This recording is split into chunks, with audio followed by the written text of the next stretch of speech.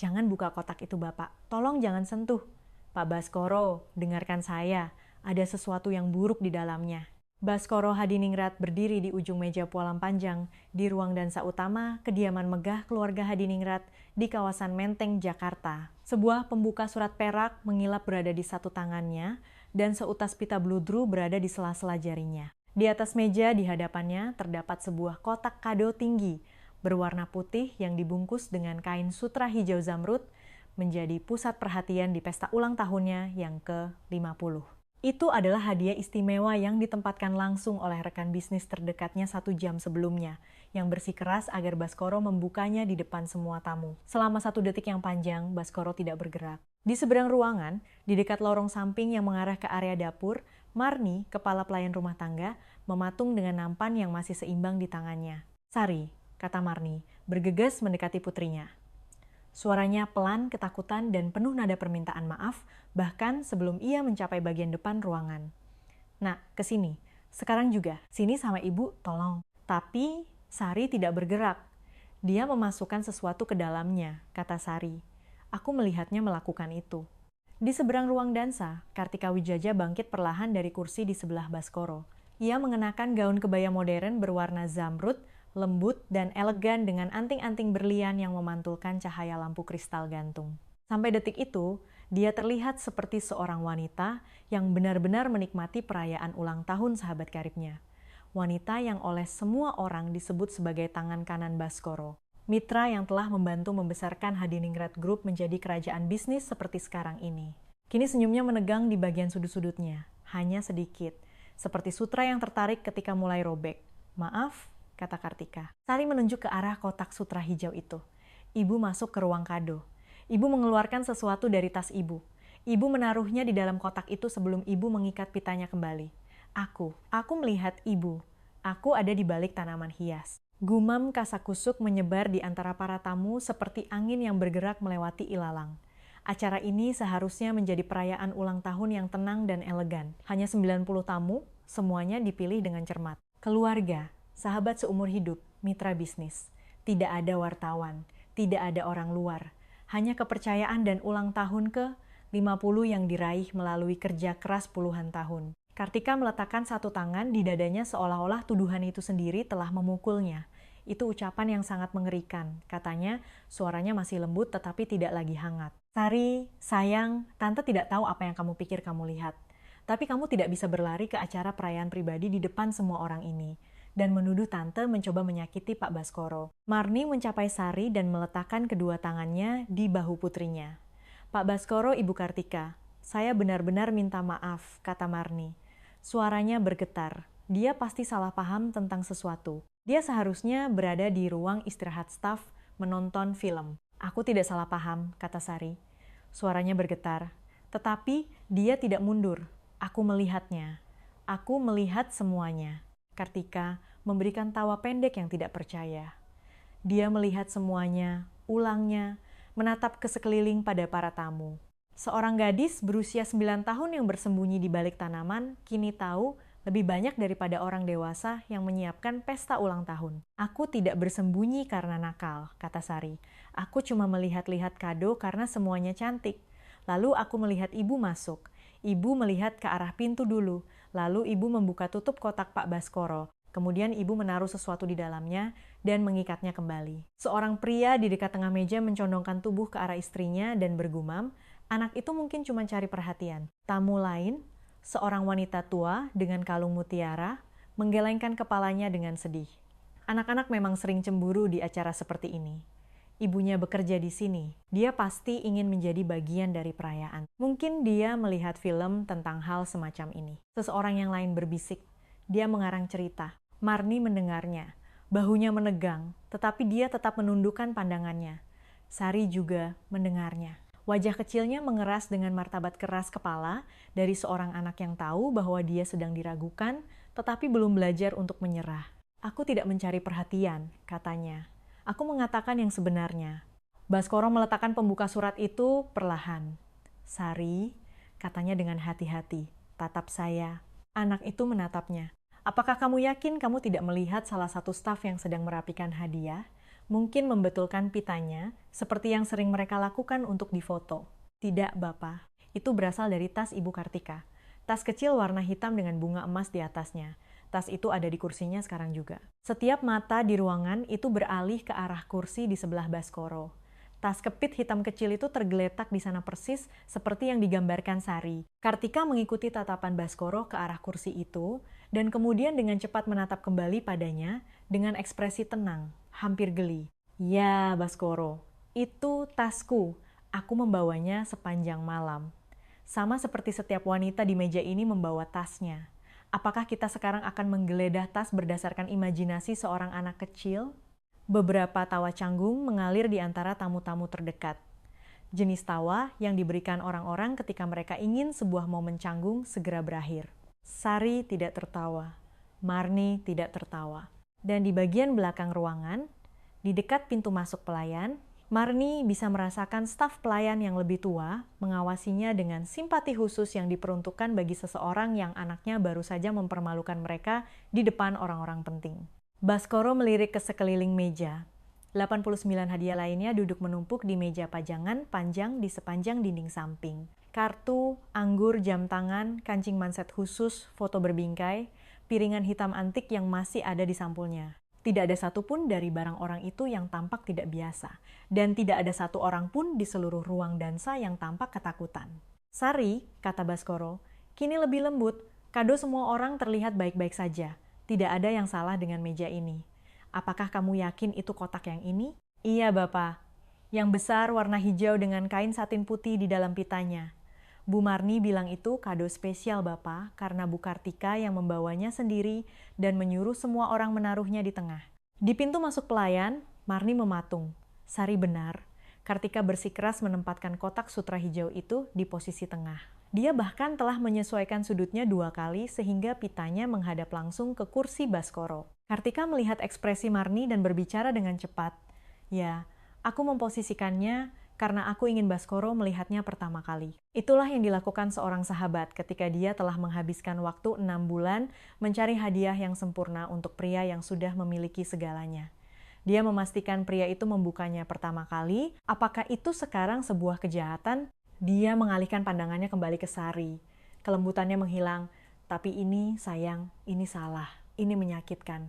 Tante berdiri di sini sebagai sahabat terlama Pak Baskoro di depan orang-orang yang menyayanginya. Dan kamu menuduh tante menaruh sesuatu yang berbahaya di kado ulang tahunnya. Apakah kamu mengerti apa yang sedang kamu katakan? Jari-jari Sari mengencang di sekitar boneka kancil kecil yang telah dipegangnya sejak dari lorong staf. Aku mengerti, katanya. Aku mencoba menjaga Bapak agar tetap aman. Mata Kartika menyipit. Cukup. Marni merendahkan suaranya. Sarinak, tolong ikut Ibu. Kita bicara di belakang. Namun, tiba-tiba Sari bergerak. Sebelum Marni bisa menghentikannya, sebelum Baskoro mengerti apa yang akan dilakukannya, Sari melesat ke depan, meraih kotak sutra hijau itu dengan kedua tangannya, dan menariknya ke arah tepi meja, menjauh dari pria itu. Terdengar helaan napas kaget di sekitar meja. Sari, seru Marni. Letakkan itu, bentak Kartika. Suaranya kehilangan kehangatannya sama sekali. Sari memegang kotak itu di dadanya sehati-hati mungkin. Kedua tangannya memeluknya erat. Bapak tidak boleh membuka ini. Tolong, jangan biarkan Bapak membukanya. Baskoro mendorong kursinya mundur. Sari, katanya, kini tegas, berikan kotak itu kepada saya. Tidak, Bapak. Sari, itu hadiah. Kotak ini tidak akan melukaiku. Baskoro melangkah ke arahnya dan mengulurkan tangan. Sari memalingkan tubuh kecilnya, tetapi Baskoro menangkap tepi kotak itu sebelum tergelincir. Untuk satu momen yang menegangkan, tangan mereka berada di atas tutup sutra hijau yang sama. Mata Sari berkaca-kaca. Tetapi dia tidak melepaskannya. Lepaskan, katanya. Tolong. Lepaskan kotaknya. Sari. Anak itu ragu-ragu. Baskoro menggunakan momen itu untuk dengan tegas menarik kotak itu dari pelukannya, bukan dengan kasar, tetapi dengan jenis kekuatan meyakinkan yang digunakan seorang pria ketika dia percaya dia sedang melindungi seorang anak dari kebingungannya sendiri. Kotak itu kembali ke meja dengan bunyi ketukan lembut beradu dengan marmer yang dipoles. Sari berdiri kaku, lengannya kini kosong. Boneka kancil itu tergeletak terlupakan di lantai dekat kakinya. Kartika menekan sebelah tangan di atas mulutnya seolah-olah dialah yang sedang disakiti. Ya Tuhan, katanya pelan. Dia mencoba merebut kado ulang tahunmu dari tanganmu, Baskoro. Di depan semua orang, ini bukan salah paham lagi. Ini adalah sesuatu yang serius. Ratna Hadiningrat, kakak perempuan Baskoro, memperhatikan adiknya dengan saksama. Dia belum berbicara sedikit pun. Di usianya yang ke-64, dia telah hidup cukup lama untuk tidak mempercayai kepanikan maupun pertunjukan drama. Matanya bergerak dari postur kecil Sari yang kaku ke tangan, Kartika yang gemetar, lalu ke kotak sutra hijau di tengah meja. Baskoro memandang para tamu. Wajah mereka tegang, penuh harap, malu mewakilinya. Dia bisa merasakan malam ini semakin hancur. Dia bisa merasakan Kartika di sampingnya, terluka dan tidak sabar. Lebih dari segalanya, dia ingin percaya bahwa wanita yang telah berdiri di sampingnya di setiap peluncuran produk selama 20 tahun tidak mungkin masuk ke ruang kadonya dan memasukkan sesuatu yang berbahaya ke dalam kotak ulang tahunnya. Jadi, dia mengambil pembuka surat itu. Cukup, kata Baskoro, meski tidak dengan nada kejam. Kotak ini baik-baik saja. Ini adalah hadiah ulang tahun dari salah satu sahabat terdekat yang pernah saya miliki. Baskoro, kata Ratna pelan. Dia menatap kakaknya. Mbak Ratna, tidak apa-apa. Kartika menyentuh lengannya. Kamu tidak perlu membuktikan apa-apa. Kita bisa menyisihkannya saja.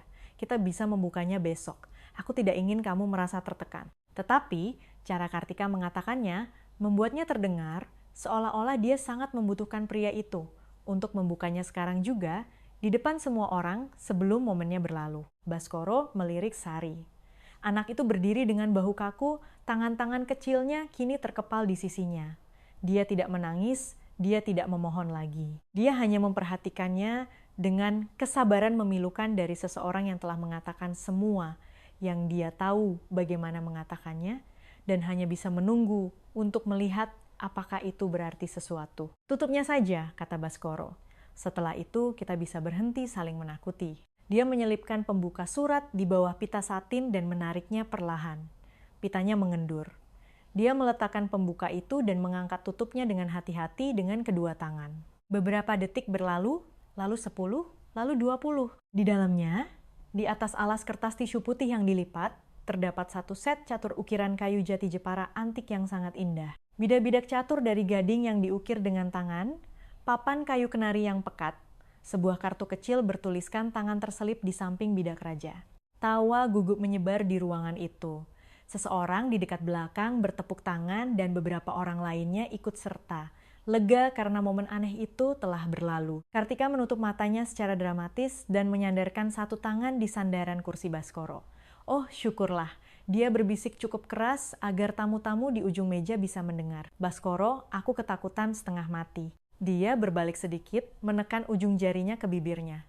Aku cuma ingin malam ini menjadi malam yang indah untukmu. Dia terlihat pucat sekarang, tetapi tidak dengan cara Baskoro terlihat semenit kemudian.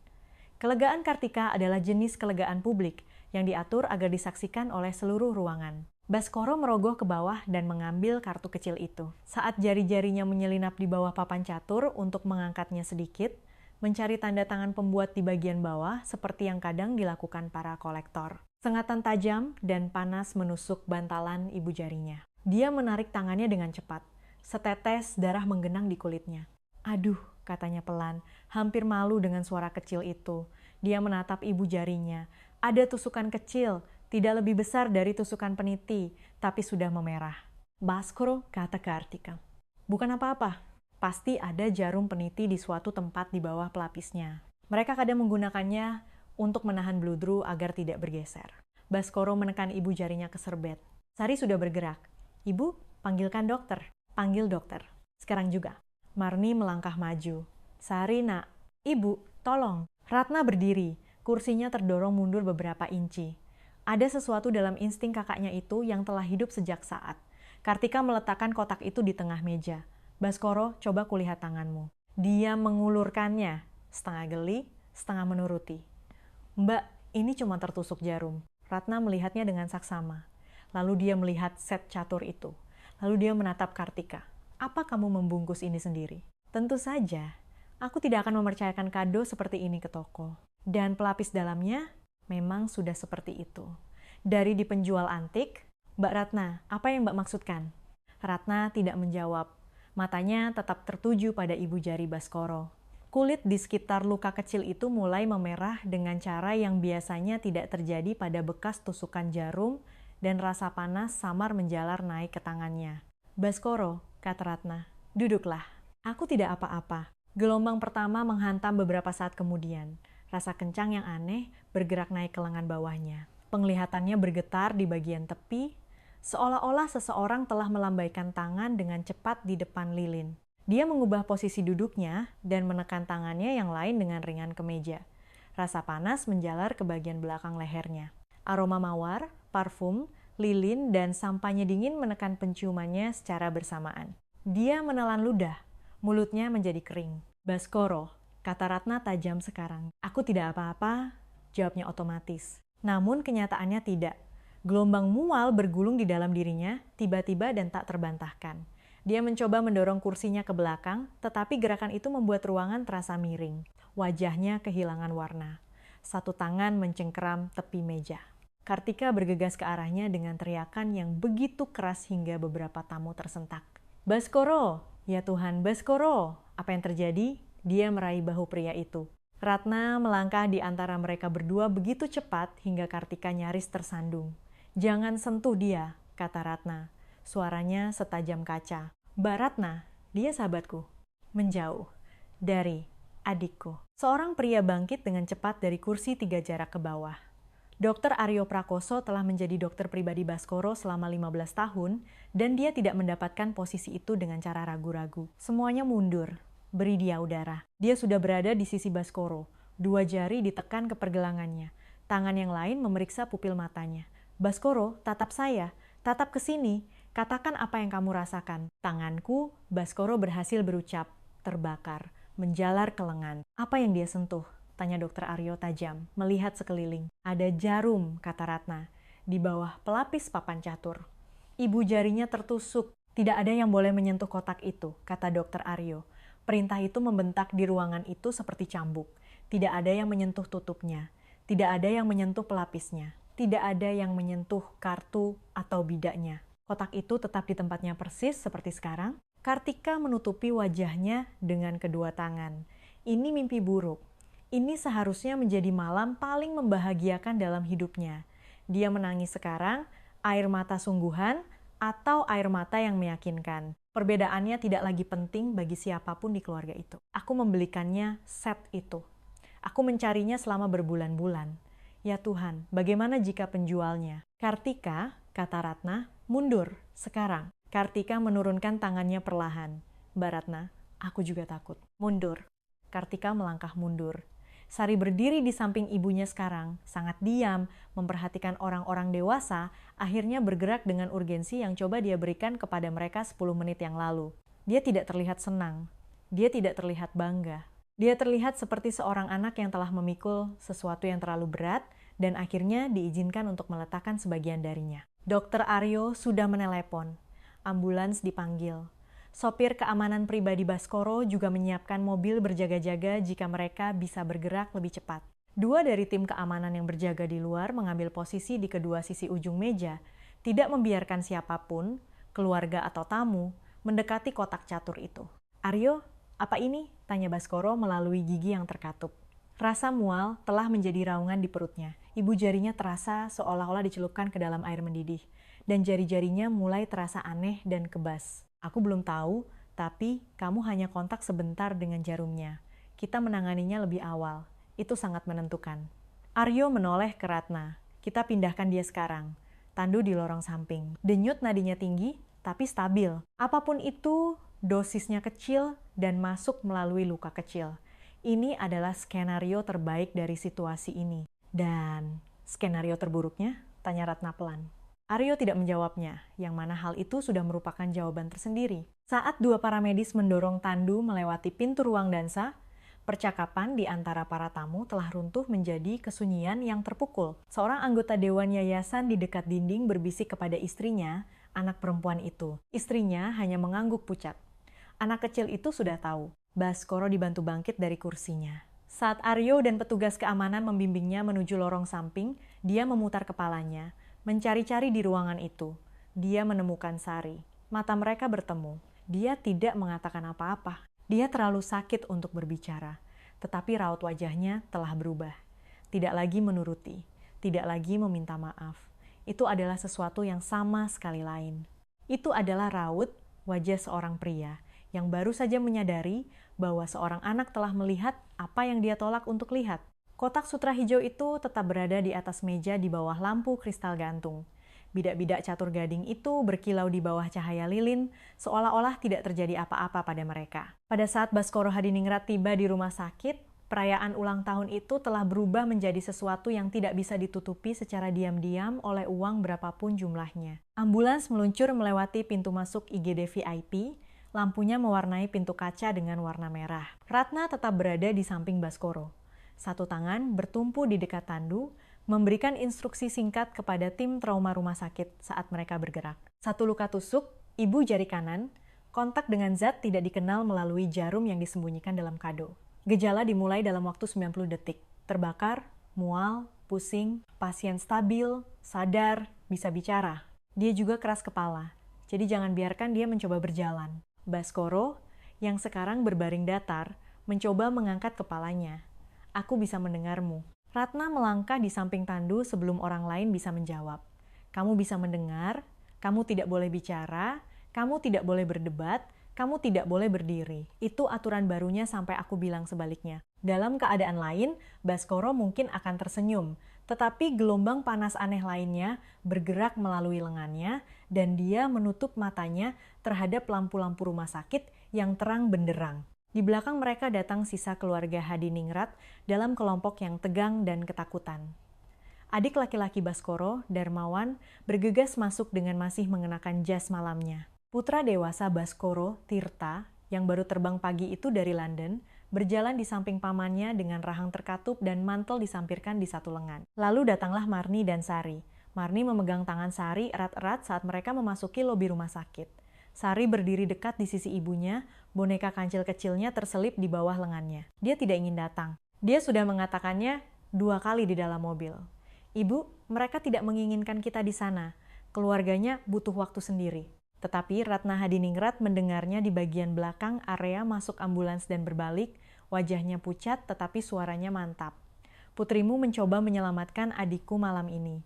Itu menjadikan kalian cukup sebagai keluarga untuk ikut. Marni tidak tahu harus berkata apa setelah itu. Sekarang, di ruang tunggu rumah sakit, pemisahan antara dua dunia itu tampak sangat jelas. Keluarga Hadiningrat diarahkan ke ruang tunggu keluarga VIP dengan kursi kulit, kopi segar, air mineral, dan perawat yang ditugaskan khusus untuk mereka. Marni berhenti di ambang pintu.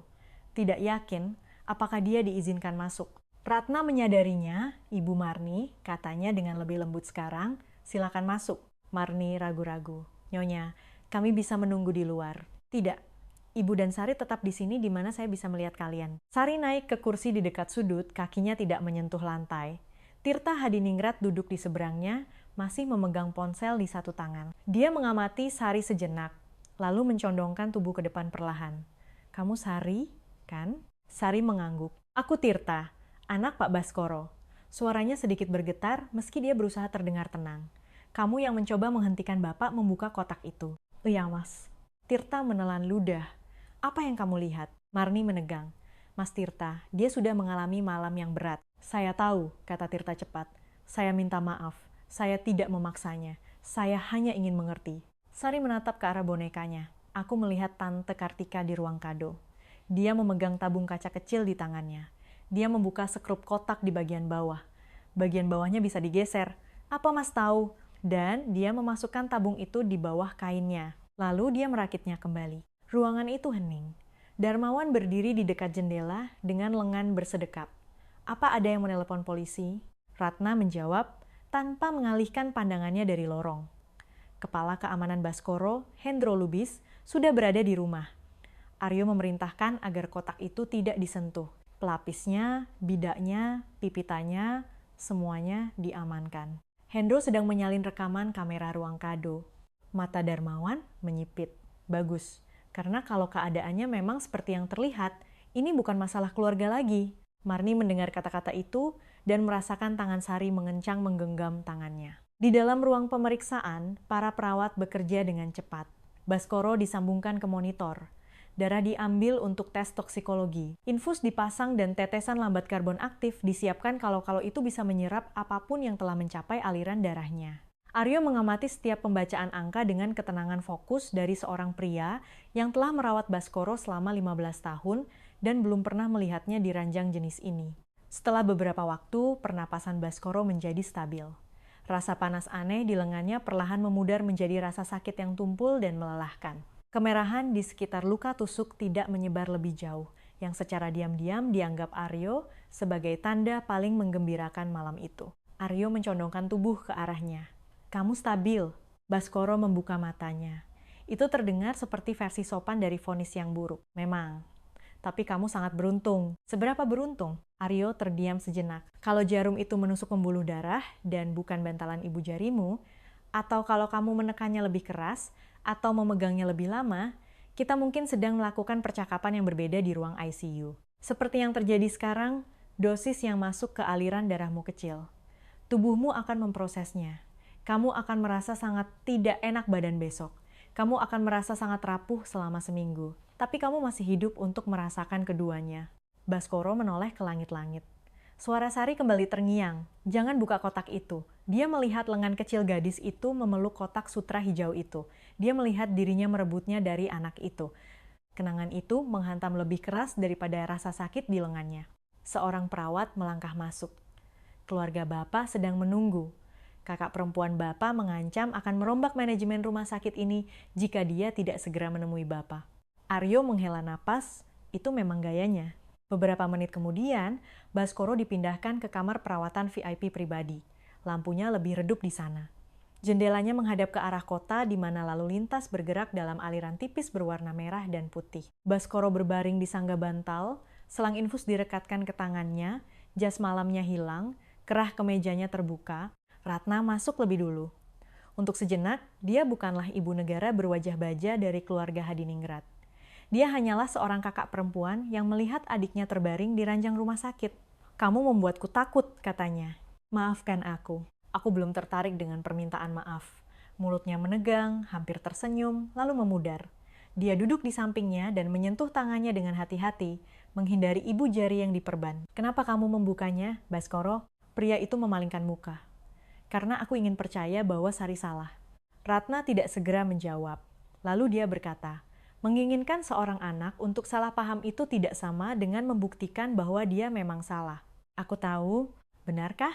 Dia menutup matanya. "Aku merebut kotak itu kembali darinya, Mbak Ratna. Aku memegangnya di tanganku sendiri dan menariknya menjauh dari seorang gadis berusia 9 tahun yang mencoba menghentikanku. Dan aku memotong pitanya sementara dia menonton." Wajah kakaknya melembut. "Ya, kamu melakukannya, dan sekarang kamu harus melakukan sesuatu yang berbeda, mulai malam ini." Pintu terbuka lagi, dan Darmawan masuk bersama Tirta. Mereka berdua terlihat lega, meskipun Darmawan menyembunyikannya di balik ekspresi keras. "Masih hidup?" tanya Darmawan. "Sayangnya iya, bagi musuh-musuhku," kata Baskoro lemah. Tirta menghampiri sisi lain tempat tidur. "Bapak kelihatan kacau. Senang melihatmu juga." Bapak terharu. Pertukaran kecil itu mencairkan suasana selama setengah tarikan napas. Kemudian kenyataan kembali. Darmawan merendahkan suaranya. "Aryo memberitahu Hendro bahwa zat pada jarum itu bukan zat standar. Dia belum mau menebak secara resmi. Tapi pembacaan awal mengatakan itu racun sintetis. Dirancang." Baskoro menatapnya. "Dirancang untuk apa?" "Untuk masuk melalui luka kecil dan bereaksi cepat tanpa meninggalkan penyebab kematian yang jelas jika seorang dokter kebetulan tidak sedang berada di sebelahmu." Rahang Darmawan mengeras. "Baskoro, kalau Aryo duduk di ujung meja yang lain, atau sedang di lobi menerima telepon seperti yang kadang dia lakukan, dia baru akan mencapaimu 90 detik lebih lambat. Aryo adalah satu-satunya alasan ini tidak berakhir dengan skenario yang berbeda. Aryo satu-satunya alasan." Dan Sari. Ketukan terdengar di pintu. Marni berdiri di luar bersama Sari di sampingnya. Marni tampak seolah-olah dia ingin menghilang ke dalam dinding. "Maaf mengganggu, Pak Baskoro." "Masuklah," kata Ratna. Marni masuk perlahan. Sari tetap berada di dekat ibunya, boneka kancil terselip di bawah satu lengannya. Matanya langsung tertuju pada Baskoro. Pria itu menatap balik ke arahnya untuk waktu yang lama. Ruangan itu seolah mengerti bahwa ada sesuatu yang penting sedang terjadi di antara mereka. Baskoro berbicara lebih dulu, Sari. Iya, Bapak. Saya seharusnya mendengarkanmu. Sari tidak terlihat bangga. Dia tidak terlihat senang. Dia terlihat seperti seorang anak yang telah diragukan oleh setiap orang dewasa di ruang dansa yang indah, namun tetap menggenggam erat kebenaran. Aku mencoba menghentikan Bapak, katanya. Saya tahu. Kamu merebut kotak itu. Iya, kata Baskoro pelan. Saya yang merebutnya. Tirta memalingkan muka, berkedip cepat. Marni menekan bibirnya rapat-rapat. Baskoro melanjutkan. Itu adalah kesalahan saya, bukan kesalahanmu. Orang-orang dewasa di ruangan itu mengecewakanmu malam ini. Saya mengecewakanmu malam ini. Sari memikirkan hal itu dengan cara dia memikirkan segalanya, dengan hati-hati, dengan adil. Apakah Bapak akan baik-baik saja? Dokter Aryo bilang begitu. Sari mengangguk sekali, serius dan bertubuh mungil. Baguslah. Pintu terbuka sebelum ada yang bisa berkata lebih banyak. Kartika Wijaja masuk dengan tisu di satu tangan dan air mata mengilap di wajahnya. Baskoro. Semua orang menoleh. Kartika tidak mengubah apapun dari penampilannya kecuali ekspresinya. Gaun zamrudnya masih sempurna. Anting-anting berliannya masih memantulkan cahaya. Sekarang dia terlihat rapuh, hancur, hampir terlihat seremonial dalam kesedihannya. Dia bergegas menuju tempat tidur. Oh, syukurlah. Mereka tidak mau memberitahuku apa-apa. Aku pikir aku telah kehilanganmu. Aku sudah mengenalmu sejak kamu masih mahasiswa yang tidur di sofa asrama. Aku pikir. Ratna berdiri. Kartika berhenti tepat sebelum mencapai tempat tidur seolah baru menyadari dinginnya ruangan itu untuk pertama kalinya. Kenapa semua orang menatapku seperti itu? Tanyanya, menekan tisu ke mulutnya. Baskoro, kumohon, katakan sesuatu. Baskoro menatapnya. Ini adalah wanita yang berdiri di sampingnya pada rapat direksi pertamanya 20 tahun yang lalu. Wanita yang menangis di pemakaman istrinya. Wanita yang membantu merencanakan malam ini, yang bersikeras agar kotak sutra hijau itu berada di tengah meja, yang memperhatikannya merebutnya dari anak kecil yang ketakutan. Kini wanita itu tampak seolah dialah korban malam ini. Aku masih hidup, kata Baskoro. Kartika memberikan tawa kecil yang terluka melalui air matanya. Hanya itu yang ingin kamu katakan padaku? Apa yang kamu ingin aku katakan? Bahwa aku tahu kamu tidak akan pernah menyakitiku. Bahwa ini adalah kesalahan mengerikan dari penjual barang antik. Bahwa sebuah jarum tertinggal saat pembuatan papan antik itu, bahwa seorang anak nakal telah membuatmu bingung. Sari tidak bergeming. Marni merasakan Sari bergeser di sampingnya, tetapi gadis itu tidak mundur. Dia menatap Kartika dengan cara dia menatap ruang kado beberapa jam sebelumnya. Diam-diam, dengan mantap, tanpa berkedip. Suara Ratna terdengar tajam. Hati-hati Kartika. Kartika menatapnya. Mbak Ratna, aku adalah orang yang dituduh mencoba membunuh pria yang telah aku sayangi seperti saudara sendiri selama 30 tahun. Apakah aku tidak berhak merasa terluka? Kamu boleh merasa terluka, kata Darmawan dari dekat dinding. Kamu tidak boleh mengintimidasi saksi. Kartika memelototinya. Saksi? Dia anak perempuan berumur 9 tahun. Sari mengangkat dagunya. Aku melihat ibu. Air mata Kartika berhenti sejenak. Hanya sedetik. Namun itu adalah sedetik yang berharga. Dan setiap orang dewasa di ruangan itu melihatnya. Kemudian dia menutupi wajahnya lagi. Ini kejam. Aku memeriksa kotak itu karena aku ingin semuanya sempurna. Aku menyentuhnya. Ya, tentu saja aku menyentuhnya. Aku membungkusnya. Aku meletakkannya. Tapi bukan dengan cara yang dia katakan. Bukan seperti yang kalian semua bayangkan. Baskoro, kamu mengenalku. Baskoro tidak menjawab. Kartika bergerak lebih dekat ke tempat tidur. Suaranya melembut menjadi sesuatu yang intim. Suara yang dia gunakan di setiap makan malam, setiap acara penggalangan dana, setiap momen tenang setelah rapat direksi yang alot. Baskoro, tatap aku. Kita seharusnya bersulang untuk ulang tahunmu yang ke-50 malam ini.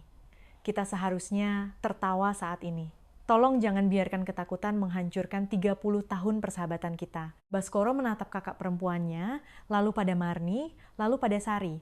Akhirnya, dia menoleh kembali ke Kartika. Aryo sudah menyegel jarum itu. Kartika berkedip. Tentu saja, itu tindakan yang bijaksana. Set caturnya sudah diuji. Pelapisnya, beludrunya, kartunya, pitanya, aku mengharapkan semuanya diperiksa dengan baik. Kamera ruang kado juga sedang diperiksa. Saat itulah ada sesuatu yang berubah. Tidak banyak. Tidak cukup untuk dilihat semua orang. Tetapi Baskoro melihatnya. Ratna juga melihatnya. Sedikit kekakuan di sekitar mulut Kartika. Jeda kecil sebelum napas berikutnya. Lalu dia menguasai dirinya lagi. Bagus, kata Kartika. maka kamera itu akan membuktikan bahwa aku tidak melakukan kesalahan apapun. Mungkin memang begitu, kata Baskoro. Ruangan itu menahan napas. Air mata Kartika kembali, namun kini tampaknya dikeluarkan dengan usaha.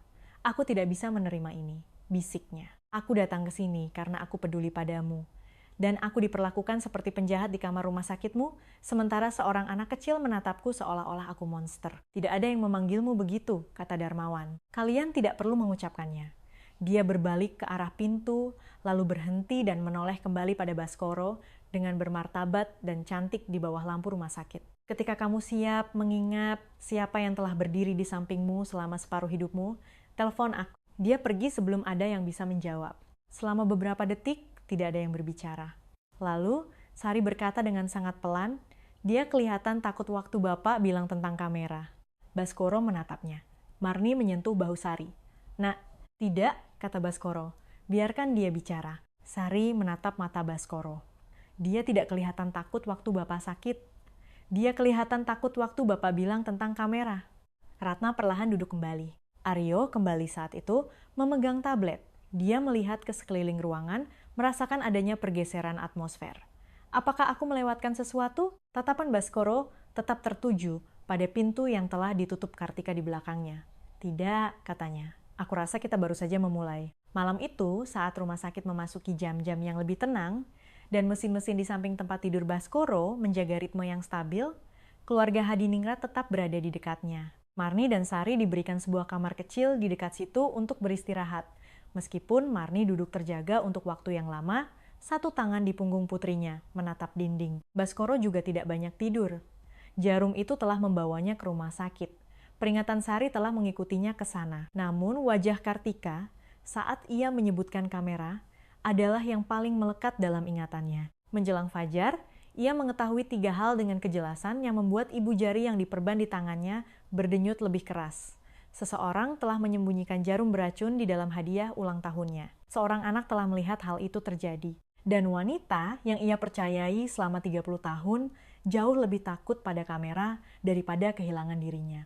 Hendro Lubis tiba di rumah sakit lewat sedikit dari pukul 7 pagi dengan sebuah portofolio kulit di satu tangan dan raut wajah seorang pria yang tidak tidur karena kebenaran telah menemaninya sepanjang malam. Ia tinggi, berambut beruban, dan bertubuh tegap seperti mantan pegulat yang memutuskan untuk memakai setelan jas. Ia telah menjadi kepala keamanan Baskoro selama 11 tahun dan secara pribadi telah meninjau latar belakang Kartika Widjaja untuk setiap tingkat akses yang kini dimilikinya.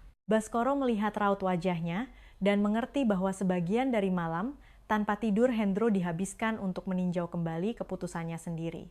Tunjukkan padaku, kata Baskoro bahkan sebelum Hendro menutup pintu. Hendro meletakkan portofolio di atas meja dorong dan membukanya.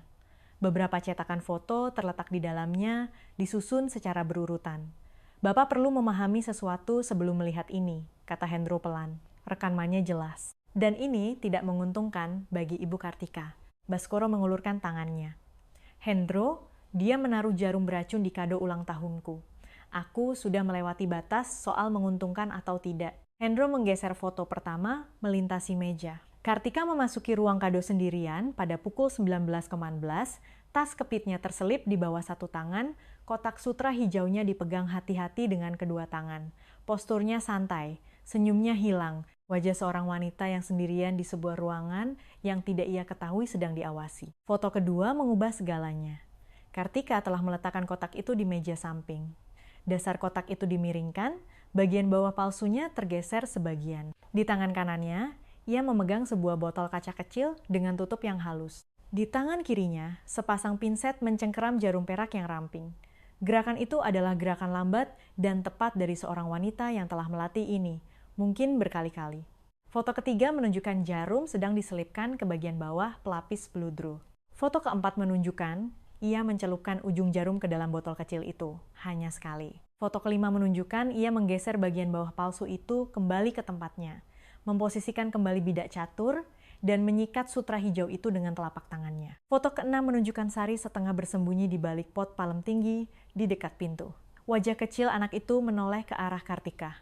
Boneka kancilnya ditekan ke dadanya. Baskoro berhenti bernapas sejenak. Anak itu ada di sana, benar, kata Hendro.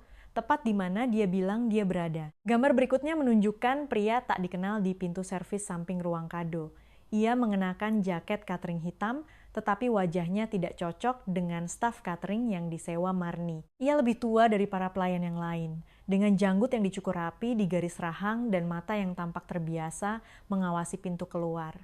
Kartika memberinya sebuah amplop kecil. Pria itu mengangguk sekali dan melangkah mundur keluar dari pintu servis. Ratna mencondongkan tubuh dengan hati-hati tanpa menyentuh foto itu. Siapa dia? Kami sedang menyelidikinya, kata Hendro. Dia ada di daftar catering sebagai Romi Mulyadi, pelayan pengganti. Agen penyedia staf mengonfirmasi tidak ada orang dengan nama itu yang pernah ditugaskan. Tanda tangan pada slip shift kerjanya dipalsukan. Kami sedang memindai wajahnya. Baskoro menatap gambar itu untuk waktu yang lama. Dia menggunakan pintu masuk servis belakang. Benar, entah Ibu Kartika yang membiarkannya masuk atau dia sudah punya akses sebelumnya. Mengingat dia tahu tata letaknya, tahu arah kamera, sehingga dia selalu memalingkan wajah, dan tahu waktu pergantian staf, saya tidak percaya ini adalah kunjungan pertamanya ke kediaman Bapak. Darmawan menghela napas perlahan. Baskoro, ini bukan cuma Kartika. Benar, kata Hendro, ini terorganisir. Aryo masuk saat itu dengan membawa tablet. Dia telah menunggu di luar cukup lama, sehingga jelas dia telah diberitahu untuk mendengarkan dulu dan berbicara kemudian. Laboratorium menelepon kembali. Baskoro mendongak. Zat pada jarum itu adalah racun sintetis yang tidak tersedia untuk umum. Bukan komersial, bukan farmasi. Ahli kimia yang melihat panel awal mengatakan prioritas desainnya tampaknya adalah efektivitas dosis kecil melalui celah kulit minor. Dirancang agar terlihat seperti serangan jantung jika tidak ada dokter yang berjaga di dekatnya. Ruangan menjadi hening. Ratna berdiri dan berjalan ke jendela, bukan karena ia menginginkan pemandangannya, tetapi karena kemarahannya membutuhkan tempat untuk dilampiaskan. Baskoro menutup matanya sejenak, lalu ia membukanya. Hendro, ruang kerja di rumah. Kartika ada di sana minggu lalu. Benar. Dia bilang ke Ibu Marni dia sedang mencari foto dari perayaan ulang tahun ke-40 Bapak. Tidak ada foto di ruang kerja, kata Baskoro. Semua itu ada di perpustakaan. Ratna berbalik perlahan. Apa yang sebenarnya dia cari? Hendro sudah membuka portofolionya ke halaman kedua. Saya menyuruh asisten Bapak, Melati, menarik catatan log akses semalaman. Dalam 6 minggu terakhir, papan tanda tangan digital di meja kerja Bapak telah digunakan di luar jam kerja aktif Bapak sebanyak 14 kali. Sebagian besar malam itu Bapak sedang berada di acara makan malam dewan, di dalam pesawat, atau tertidur di sayap timur. Baskoro menatapnya. Apa yang ditandatangani? Itulah yang perlu Bapak lihat. Ia membalik halamannya. Sebuah daftar dokumen internal. Beberapa bersifat rutin, banyak yang tidak. Mata Baskoro memindai daftar itu dan perlahan tertuju pada 3 baris di dekat bagian bawah. Amandemen hak suara saham, Voting Trust, Hadiningrat Group. Otorisasi jabatan ketua sementara. Ketentuan transfer aset bersyarat jika terjadi ketidakmampuan medis. Nama Kartika muncul sebagai petugas darurat di ketiganya. Dia menulis ulang rantai kepemimpinan, kata Baskoro pelan. Ratna menyeberangi ruangan.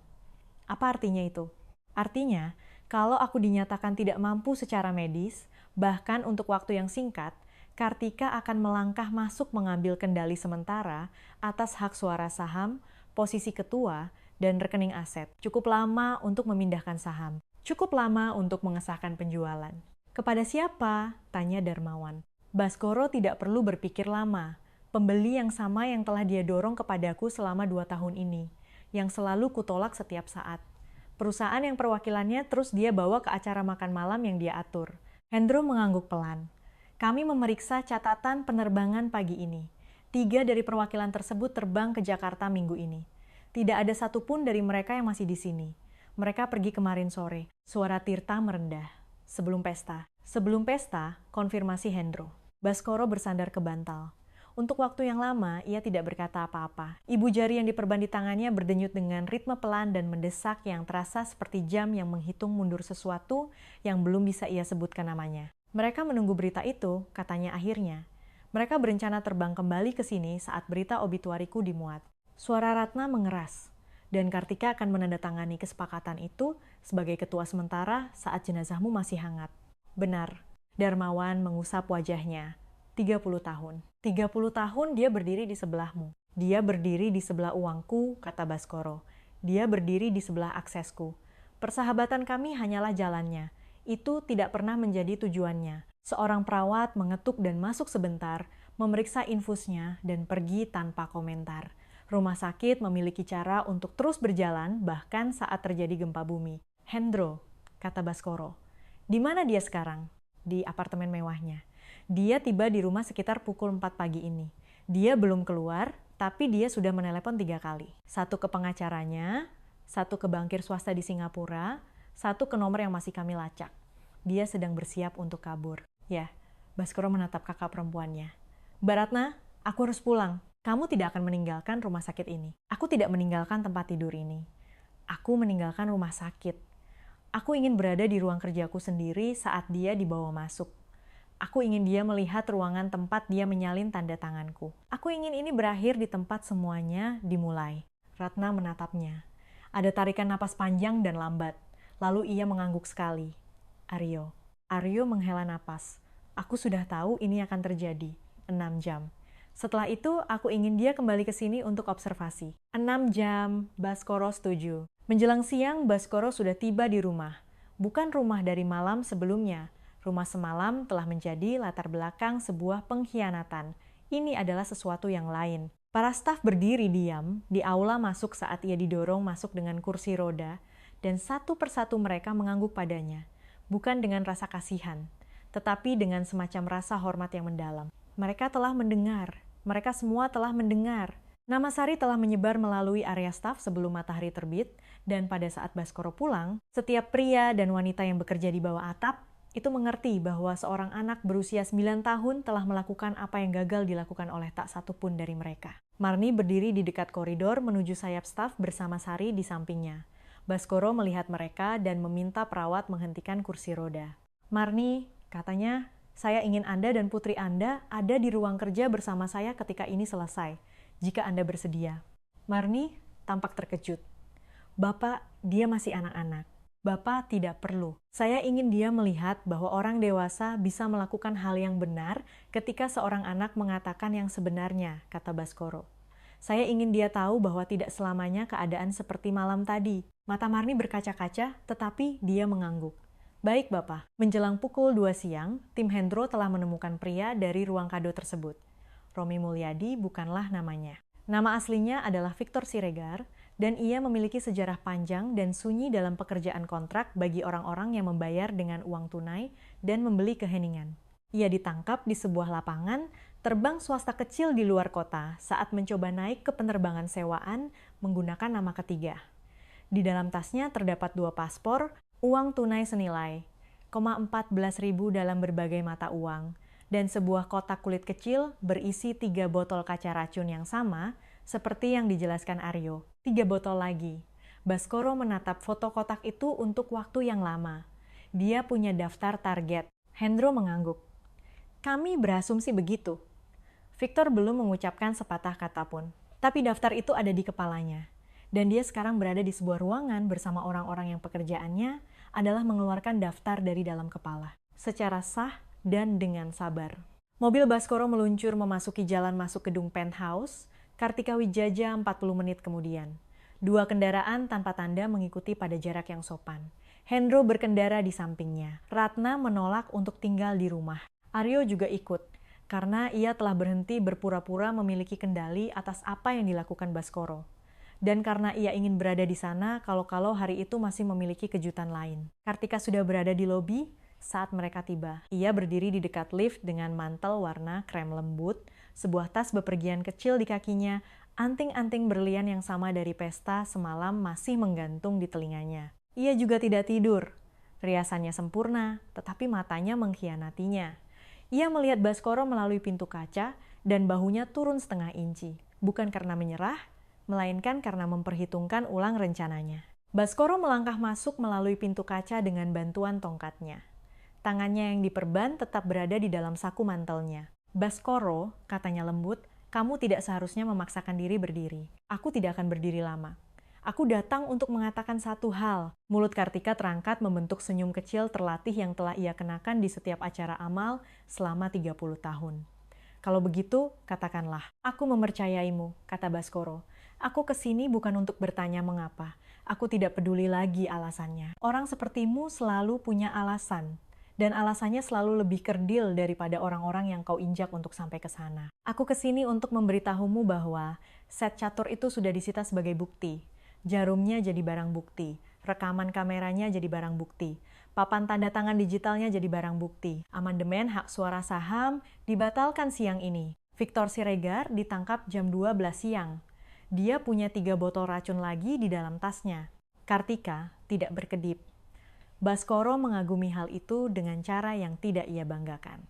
Dan anak perempuan itu? Tanya Kartika. Dia ada di rumahku di ruang kerjaku, di mana dia akan duduk di sampingku ketika masalah ini selesai. Senyum Kartika akhirnya goyah. Baskoro, tolonglah. Aku sudah mengenalmu selama. Kau tahu jadwalku selama 30 tahun, kata Baskoro. Kau tahu aksesku. Kau tahu kelemahanku. Kau tidak mengenalku. Jika kau mengenalku, kau akan mengerti bahwa satu-satunya hal yang takkan pernah kumaafkan adalah seorang anak dipermalukan di rumahku sendiri karena mengatakan kebenaran. 2 petugas melangkah masuk melewati pintu di belakang Baskoro. Mereka sopan. Mereka tenang. Kartika tidak melawan. Ia telah bersiap untuk banyak akhir dalam hidup. Tetapi, seorang gadis kecil di balik pot tanaman tidak pernah ada dalam prediksinya. Dan Baskoro melihat momen ketika Kartika menyadari bahwa rencananya gagal bukan karena celah keamanan atau kesalahan forensik, tetapi karena ia mengeluarkan botol kaca dari tasnya di ruangan di mana seorang anak kebetulan sedang asyik melihat kado-kado yang cantik. Saat Kartika digiring melewatinya, ia berhenti sejenak. Dia anak yang luar biasa. Benar, kata Baskoro, memang. Lalu, Kartika dibawa pergi, dan Baskoro berdiri di lobi gedung yang telah dikunjunginya 100 kali, dan menyadari bahwa ia tidak akan pernah memasukinya lagi. 3 minggu kemudian, pada Sabtu sore, ruang kerja di kediaman Hadiningrat dipenuhi cahaya sore yang lembut. Papan tanda tangan digital itu sudah tidak ada. Meja telah digeser 15 cm ke kiri, yang menurut Baskoro adalah pengusiran roh jahat maksimal yang bisa diberikan oleh sebuah perabot. Sebuah set catur baru duduk di atas meja rendah di dekat jendela. Catur kayu sederhana tanpa dasar palsu, tanpa pelapis beludru, tanpa sejarah barang antik, hanya bidak-bidak dan sebuah papan. Sari duduk di satu sisi papan, boneka kancilnya di kursi di sebelahnya. Baskoro duduk di sisi lain. Kamu jalan duluan, katanya. Putih selalu jalan duluan. Itu satu-satunya aturan yang tidak bisa dinegosiasikan di ruangan ini sekarang. Sari menggeser sebuah pion ke depan. Baskoro menggeser pionnya membalas. Marni duduk di dekat jendela mengawasi mereka, secangkir teh mendingin di tangannya. Dia belum menyesuaikan diri dengan gelar barunya, yang oleh Baskoro disebut sebagai kepala rumah tangga otoritas penuh, karena Marni telah mengatakan kepadanya dengan sangat sopan pada pagi hari setelah ia pulang bahwa jika ia akan mengelola kediamannya, ia tidak akan mengelolanya dengan cara orang yang sebelumnya.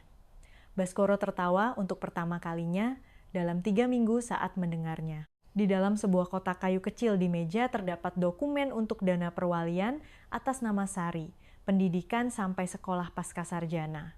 Sebuah rumah sederhana untuk Marni ketika dia siap, tunjangan bulanan yang tidak mengubah mereka menjadi orang lain selain diri mereka sendiri. Itu adalah, seperti yang dikatakan Baskoro kepada saudara perempuannya, jumlah uang terkecil yang pernah dia keluarkan yang paling berarti. Ratna melangkah ke ambang pintu, menyaksikan adiknya kehilangan bidak kuda melawan anak berusia 9 tahun dan menggelengkan kepalanya sambil tersenyum. Kamu sengaja membiarkannya menang. Tidak, kata Baskoro. Dia memang menang. Sari tidak mengalihkan pandangan dari papan catur. Aku memang menang. Di luar jendela, halaman rumput yang panjang membentang ke arah danau, dan di suatu tempat yang jauh di luar sana, di ruang sidang di seberang kota, seorang mantan sahabat sedang belajar apa akibatnya jika meremehkan seorang anak yang bersembunyi di balik tanaman hias. Kisah ini mengingatkan kita bahwa kebenaran sering kali datang dari suara yang paling kecil di dalam ruangan, dan bahwa mengabaikannya dapat memakan biaya lebih besar daripada yang kita duga. Kisah ini mengajarkan bahwa kekayaan, status, dan persahabatan seumur hidup tidak sama dengan karakter, dan bahwa kekuatan yang sesungguhnya bukanlah bersikeras menolak bahwa kita salah, melainkan bersedia mendengarkan ketika seorang anak berdiri di depan seluruh ruangan dan berkata, "Tolong Bapak, hentikan." Keberanian Sari menunjukkan bahwa integritas tidak bergantung pada usia. Perjalanan Baskoro menunjukkan bahwa hal paling kuat yang bisa dilakukan seorang pria dewasa adalah mengakui kesalahan dan melindungi orang yang mencoba memperingatkannya. Jika kisah ini menyentuh hati Anda, silakan like video ini, bagikan pemikiran Anda di kolom komentar, dan beritahu kami dari mana Anda menonton. Jangan lupa untuk subscribe untuk mendapatkan lebih banyak kisah yang bermakna.